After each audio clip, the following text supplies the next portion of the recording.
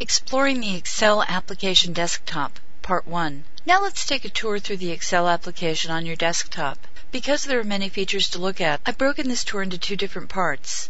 In this first one, I'll show you some major options. In the second, we'll look at a few more things.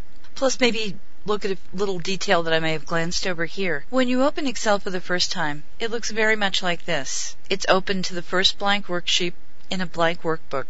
And you'll understand more of what this means shortly, with a right-hand task pane labeled Getting Started. At the very top of the screen, you'll see the title bar, which lists the application open, which is Microsoft Excel, and the name of any workbook you might have open, such as Budget Workbook. Here, since it's a blank workbook, it just says Book 1.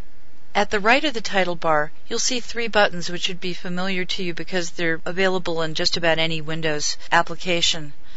There is the first button, which allows you to minimize the application desktop down to the Windows taskbar.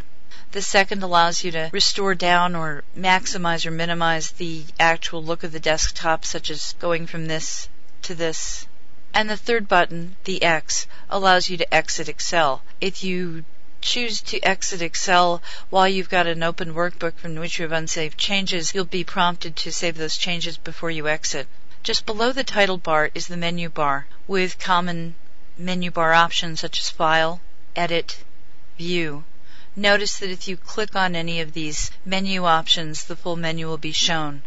You also have a Help section, and we'll be talking more about that later on. At the far right of the menu bar, you'll see a Type a Question for Help option, and we'll be going into that in more detail later on as well. This allows you to type a whole question or a key phrase and get help through Microsoft Online Help or through the Excel offline help that's available, stored right probably on your computer itself.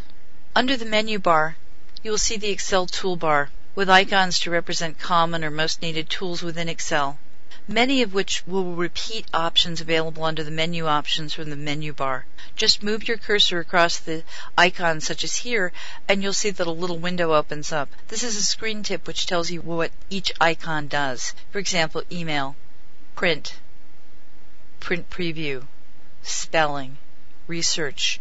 As you go through, you'll see various options available. Below the main toolbar is the formatting toolbar to help you apply specific conditions for how your Excel content will appear, with most options here familiar to you from other programs such as Microsoft Word, MS Works, or other Office applications. You'll also note special options here on the formatting toolbar, such as the $sign, the percentage sign, comma style, and whether to increase or decrease the decimal point.